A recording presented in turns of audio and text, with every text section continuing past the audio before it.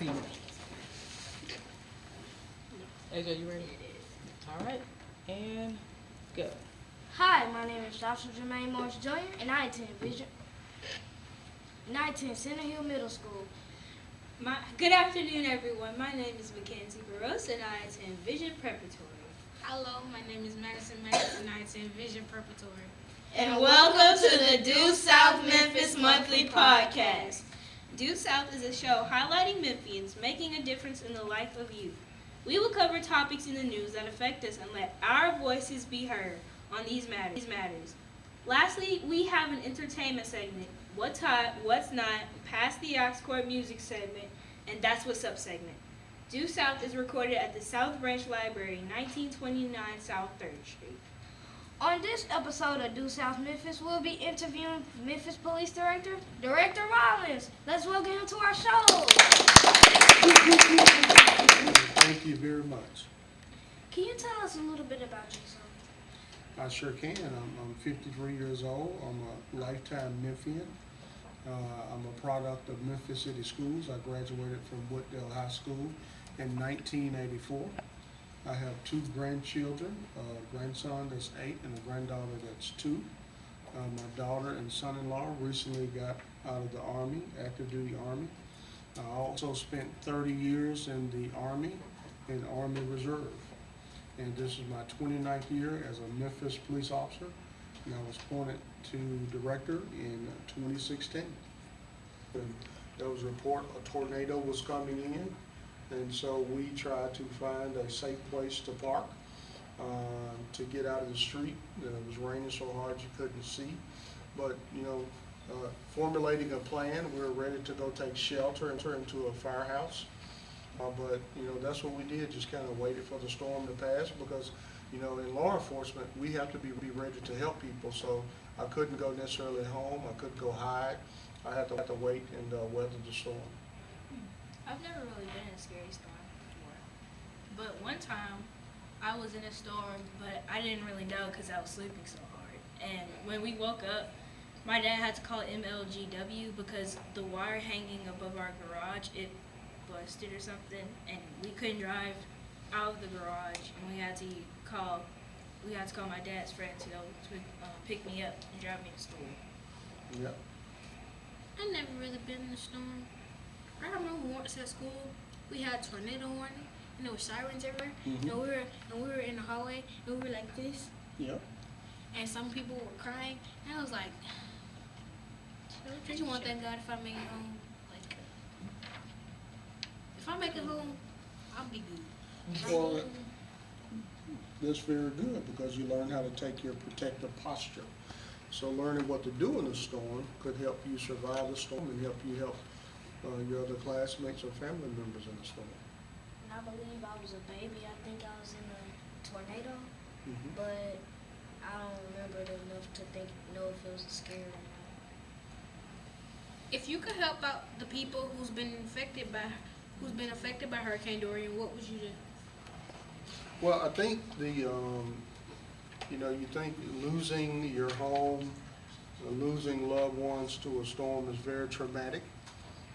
I think that some of the agencies have been saying that, it's best to donate money to a reputable charity, because if you send, different canned goods or different things that people may not necessarily need, you probably don't necessarily help.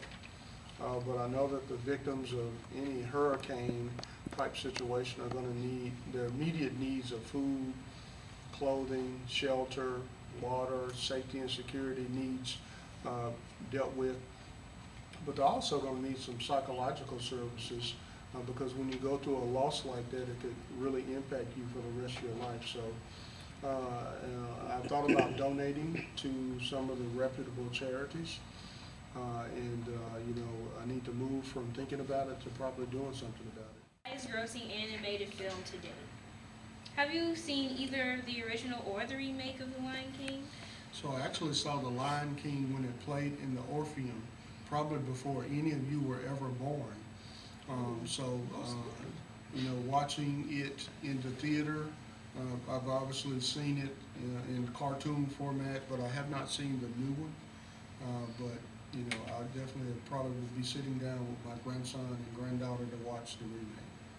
I really didn't like the remake because it was way different and none of it was exactly like the original.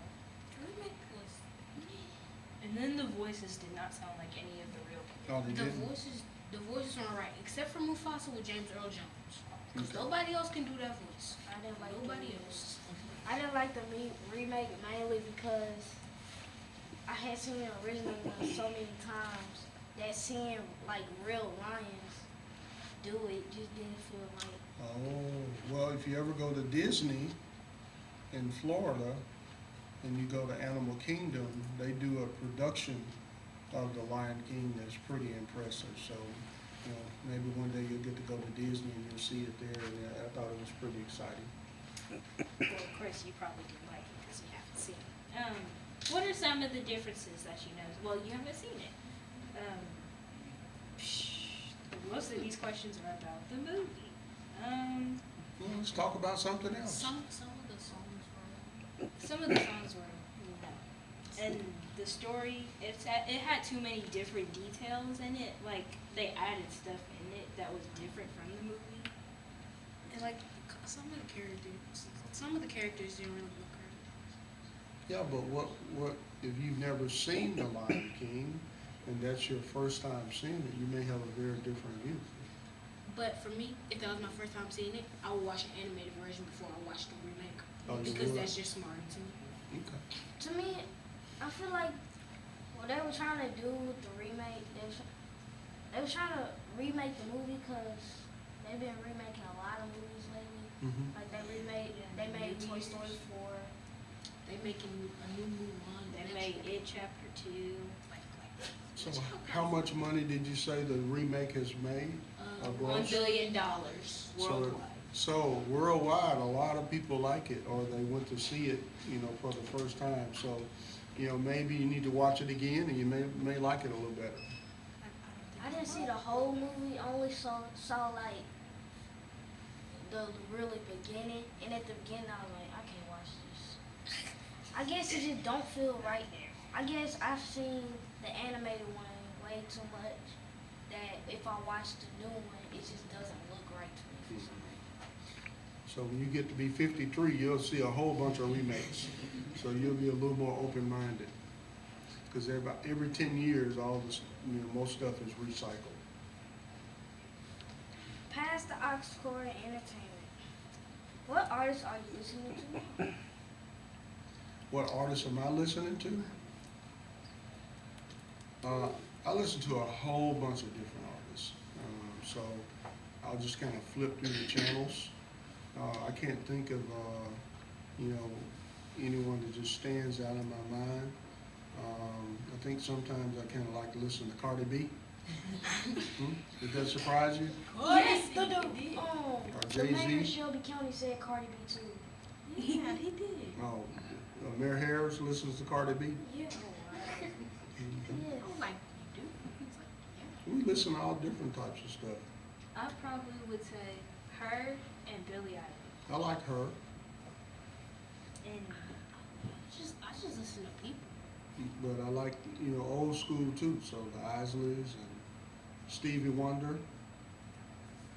I just listen to people. and I love Michael Jackson.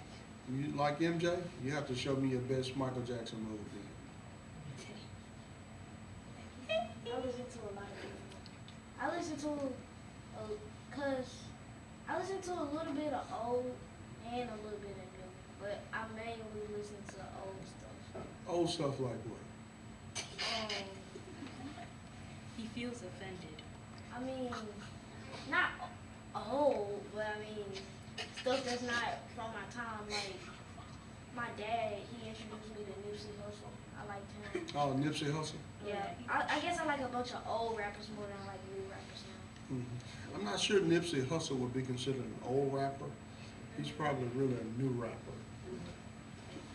I guess he feel old to me because I just got introduced to him. But Old rappers like Run DMC, LL Cool J, MC I Hammer. know him. I know MC all Light. his songs. Queen Latifah. Ooh, yes. She was in Girls Trip. It was amazing. Why? I watched it with my mom, so it was fine. That's what's up. And what? I forgot what I was gonna say. Let's talk about the fair. Fair season is here, and adults and children are heading there in droves. We have the Delta Fair and the Mid-South Fair. And I want to ask, have you ever been to any of the fairs? Yes, I've been to most of the fairs. I was at the Delta Fair. And I ate a foot-long corn dog. Did you eat it? I ate all of it. What all did you do there? I actually went on, I think, well, there was a night where there was a bunch of my Latino brothers and sisters there. And me and the Sheriff Bonner talked to this group that was there enjoying some nice music. And I think we helped celebrate with them probably there was a celebration they do in Mexico. So the gentleman from the Mexican consulate came down and we listened to our national anthem being sung, and then I think a young lady sang the Mexican national anthem. And so we just helped celebrate our cultures together and fellowship. Mackenzie, what's up? What did you do at the fair? That's what's up. What did you do at the fair, Mackenzie? Oh, one time I went to the fairs probably like last year, and I met this girl named, oh, she has the same name as me. Her name was Madison, and she was like 13 years old. What else happened? And then we went to watch a wrestling match, and we ate this chicken on a stick with pickles in it. What did you do this year? Well, I didn't go. But you told me you went. I did go. With my How did cousin. you, I how don't did know. you not go, but you went? I went like, oh yeah, I met. You told me you met Thomas the Hornet. I did, and we took a selfie, and I got an autograph. I want to see that selfie. I mean, I I wanna don't see have it. it Well, let me just break this. What did you do? because it's at home. What did you do? You have to make that face. Yeah, what did you do at the fair, Madison? I didn't go. Oh, yeah. There you go. Well, what happened? What was happening? When I heard about there was a shooting. There was a shooting. Unfortunately, there was a young man that did fire some shots. I think the moral to that story is that unfortunately there's sometimes people that try to ruin it for everyone. And the bigger picture is if you see something, say something. Someone saw what happened, and we want to make sure that if people see crimes are being committed or something that endangers our safety, we should tell. Just like in the school, there's trust pays, where you can anonymously give a tip that someone brought a gun to school or a knife, or if they're selling drugs, you can call the trust pays, and if your tip ends up helping keep kids safe, you could get a reward for that. I don't think we have that in school. Everybody has it, so you can always tell a teacher, an administrator, one of the security officers, or a police officer, you can tell them. The person who shot at that fair must have been a party pooper. Well, if you put someone's lives in danger and you fire at the fair, you're breaking the law. So, that's not what we want people to do. And, hopefully that we will not have any future incidents like that at a public event. You know something I noticed about you? What's that? You're very, very, very, very, very serious. I have a very, very, very serious job. Every And when you get to be 53, you look at things very differently. every topic we've covered, you always been very, very, very, very, very serious about it. Even when we talk about Cardi B, you were like, I like to listen to Cardi B.